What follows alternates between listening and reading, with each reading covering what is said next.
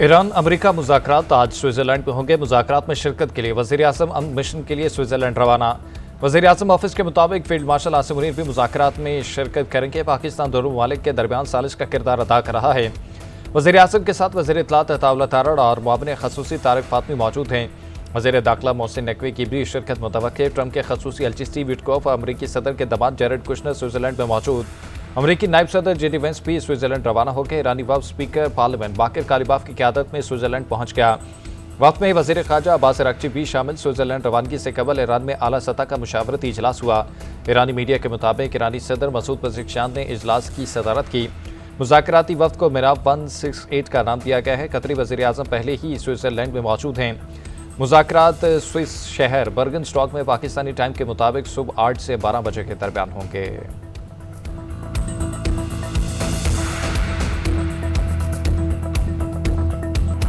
मशरक़ वस्ती में पायदार अमन कमीशन। वफाकी वज़ीर दाखिला मोहसिन नकवी का कामयाब दौरा ईरान। तेहरान में ईरानी सदर मसूद पज़ेश्कियान और ईरानी वज़ीर ख़ारजा अब्बास अराग़ची से अलग-अलग मुलाकातें। ईरानी सदर ने पाकिस्तान की सफारती काबिशों को सराहा। ईरान अमरीका मुफाहमती यादाश्त के अगले मरहले पर तबादला ख्याल किया गया। ईरानी वज़ारत ख़ारजा के मुताबिक पाकिस्तानी वज़ीर दाखिला का दौरा ईरान अमरीकी सालिसी के लिए कोशिशों का तसलसल है। ईरान पहुँचने पर ईरानी वज़ीर दाखिला सिकंदर मोबदी ने मोहसिन नकवी का पुरतपाक इस्तकबाल किया।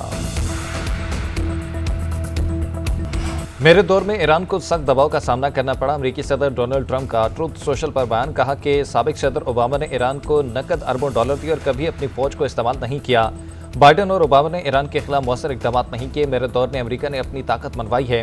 ईरान के खिलाफ सबसे ज़्यादा सख्त मौक़िफ़ मैंने इख्तियार किया। मेरे इक़्तिदार में आने से पहले ईरान 47 साल मनमानी करता रहा। मुखालिफिन को अब अंदाज़ा हो रहा है कि हमने क्या कामयाबी समेटी है।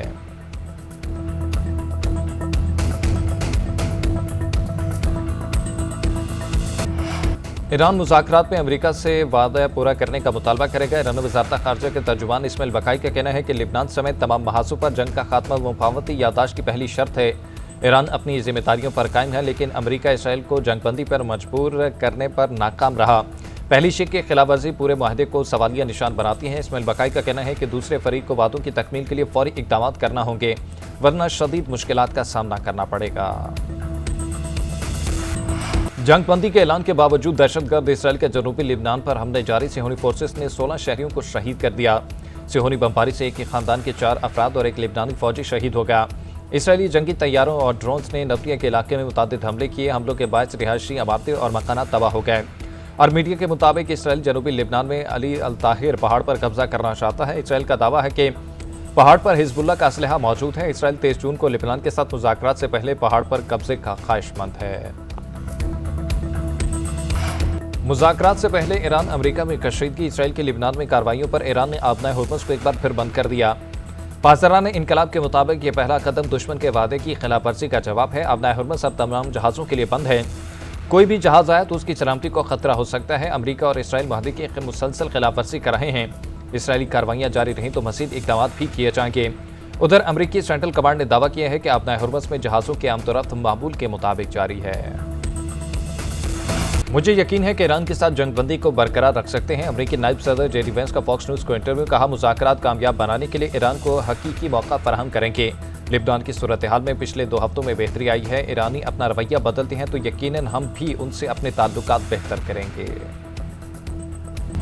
नायब वज़ीर-ए-आज़म इसहाक़ डार मिस्र के दारुल हुकूमत कहरा पहुंच गए। तर्जुमान दफ्तर ख़ारजा के मुताबिक इसहाक़ डार मिस्र में 4 मुल्की वज़राए ख़ारजा के इजलास में शिरकत करेंगे।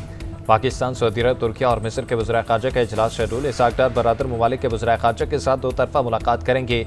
इसहाक़ डार की मिस्र के सदर अब्दुल फ़त्ताह अल सीसी से भी मुलाकात शेड्यूल है। खैबर पख्तूनख्वा के इलाके बन्नू में सड़क किनारे नस्ब 2 बम धमाकों में 7 अफराद शहीद और 3 जख्मी हो गए। पहले धमाके में मुसाफिर गाड़ी को निशाना बनाया गया, जबकि दूसरा धमाका जख्मियों को ले जाने वाली गाड़ी के करीब हुआ। सदर मुमलिकत आसिफ अली जरदारी, वज़ीर-ए-आज़म शहबाज शरीफ और वफाकी वज़ीर दाखिला मोहसिन नकवी की वाक़ई की मज़म्मत। सदर जरदारी का कहना है कि दहशतगर्द पाकिस्तान की आलमी सफारती कामयाबियों और अमन के फ़रोग़ की कोशिशों को मुतासिर करना चाहते हैं। वज़ीर-ए-आज़म शहबाज शरीफ ने कहा कि ये मुल्क में अमन और इस्तेहकाम के खिलाफ साजिश है। ऐसी बुज़दिलाना कार्रवाइयाँ कौम के अज़्म को मुतसलसल नहीं कर सकती। वज़ीर आला खैबर पख्तूनख्वा सुहेल अफरीदी का नोटिस। बन्नू धमाके से मुतल्लिक़ पुलिस हुकाम से तफसीली रिपोर्ट तलब कर दी। मुल्ज़िमों की तलाश के लिए पुलिस का ऑपरेशन जारी। गिलगित बल्तिस्तान में हुकूमत साजी का फार्मूला तय पा गया। पीपल्स पार्टी के अमजद हुसैन एडवोकेट वजीर आला होंगे। गवर्नर का ओहदा नून लीग के पास होगा। अपोजिशन लीडर नून लीग से होगा, जबकि डिप्टी स्पीकर का मनसब भी नून लीग को दिया जाएगा। हुकूमत साजी का फार्मूला पीपल्स पार्टी के सेक्रेटरी जनरल नैयर हुसैन बुखारी और नून लीग जीबी के सदर हफीजुर रहमान के दरमियान मुलाकात में तय पाया। दोनों जमातों ने इस अज़्म का अदा किया कि वो जमाती मुफादात से बालातर होकर पाकिस्तान की मजबूती और खुशहाली के लिए मिलकर काम करेंगे।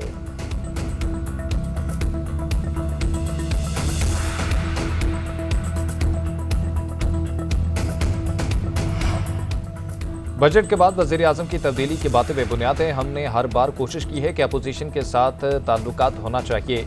राना सनाउल्लाह का कहना है कि जब हम अपोजिशन में थे तो हम उस वक्त भी जमहूरी अंदाज में मामलात की कोशिश कर रहे थे। अब तो वजीर आजम ने फ्लोर ऑफ द हाउस मुज़ाकरात की दावत दे दी। एक सवाल पर राना सनाउल्लाह ने कहा कि गिलगित बल्तिस्तान में हुकूमत साजी के लिए पीपल्स पार्टी को सपोर्ट करेंगे। इस्तेहकाम पाकिस्तान पार्टी चाहे तो हुकूमत में शामिल हो सकती है। नून लीग अपोजिशन में बैठेगी।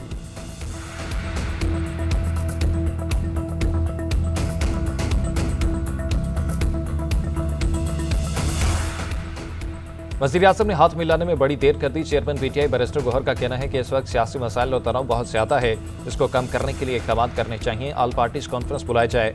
हुकूमत आज़ाद कश्मीर में लोगों के मसाइल को हल करे। आज़ाद कश्मीर में एहतजाज करने वालों को भी चाहिए कि वो 12 नशिस्तों का मामला आइन और मुंतखब असम्बली पर छोड़ दें।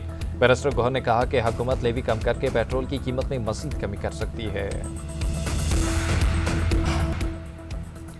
हमारी कोशिशें रंग ले आई। खत्ते में जंग के बादल छट गए। वज़ीर आज़म शहबाज शरीफ, फील्ड मार्शल और अवाम को मुबारकबाद देता हूँ। वज़ीर ख़ज़ाना मोहम्मद औरंगज़ेब का कहना है बजट में अरकान असम्बली की तजवीज़ शामिल की गई हैं। बैरून मुल्क पाकिस्तानियों ने एक माह में $4.25 अरब का ज़र मुबादला पाकिस्तान भेजा। हुकूमत का बुनियादी हदफ एक्सपोर्ट लीड ग्रोथ है। टैक्स नेट को वसअत देने के लिए जामे इक़दाम किए गए हैं। कौमी असम्बली में बजट पर बहस मुकम्मल होगी। हुकूमत के 151 और अपोजिशन के 81 अरकान ने बहस में हिस्सा लिया। स्पीकर रियाज सादिक का कहना है कि अपोजिशन साइड को तयशुदा वक्त से 8 घंटे 18 मिनट ज़ायद वक्त दिया गया।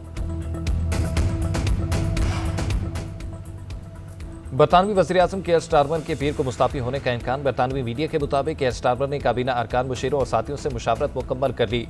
उधर लेबर पार्टी में अंदरूनी दबाव में इजाफा हो, जिसकी वजह से क़यादत की तब्दीली का इम्कान है। एनडी बरहनम के नए लेबर लीडर और वज़ीर आज़म बनने का इम्कान है। मीडिया के मुताबिक वज़ीर आज़म कल मौक़ई तौर पर इंतकाल इक़्तिदार का मंसूबा पेश करेंगे। दूसरी तरफ हुकूमती ज़राए ने वज़ीर आज़म के मुस्ताफ़ी होने की खबरों को मुस्तरद कर दिया।